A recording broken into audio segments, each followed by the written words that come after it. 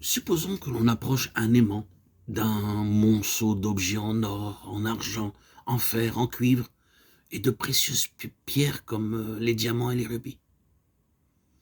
C'est uniquement un pauvre clou sale et rouillé qui sera attiré par l'aimant, mais les objets beaux et coûteux seront laissés.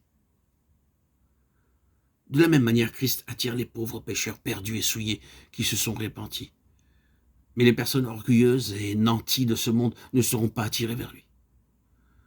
Le terme ecclésia signifie tirer hors d'eux.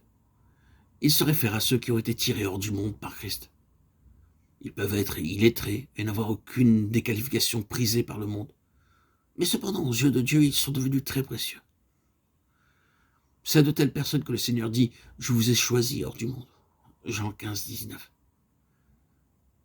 Faites-vous partie de cette église? Pouvez-vous vraiment dire que le Seigneur Jésus vous a attiré hors du monde? Ne pensez pas que parce que vous avez un prénom chrétien, que vous avez beaucoup de connaissances bibliques, vous appartenez au Seigneur. Il doit y avoir une transformation dans votre cœur et dans votre vie. Lorsque vous avez été retiré par la puissante main de Dieu, les plaisirs du monde perdent leur pouvoir d'attraction pour vous. Vous n'avez pas besoin de lutter, de vous efforcer pour cela. Car puisque Christ est venu dans votre cœur, les ténèbres ont disparu et vous êtes délivré de la puissance du péché. À moins que cela ne soit votre expérience, vous ne pourrez pas affirmer que vous faites partie de l'Église. Beaucoup de soi-disant chrétiens aspirent aux choses du monde. Ils pensent qu'il n'y a pas de mal à s'adonner occasionnellement au plaisir du monde. Ils iront au cinéma pour voir de bons films, mais seulement 2 ou 3 fois l'an. Ils ne réalisent pas que le poison peut tout aussi bien causer la mort si l'on en boit une gorgée qu'une pleine bouteille. Un petit bacille de coche pour tuer tout votre corps. Un petit éclat dans l'œil peut vous rendre aveugle. Aucun homme ne peut par lui-même perdre le désir à l'égard des plaisirs du monde.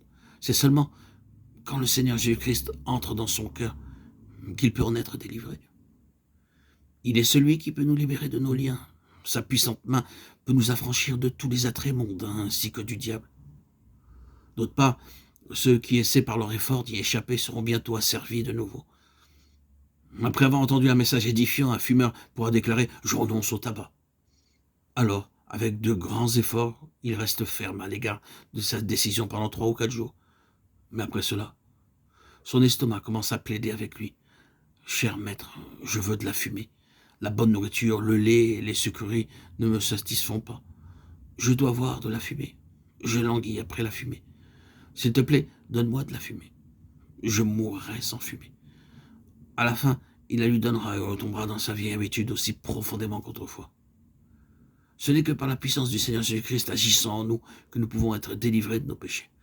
Il a vaincu le monde. Le péché, la mort, l'enfer et Satan. En lui, par lui, à travers lui, nous sommes victorieux. Paul déclare « Je puis tout ». Comment? Par Christ, qui me fortifie. Philippiens 4, 13.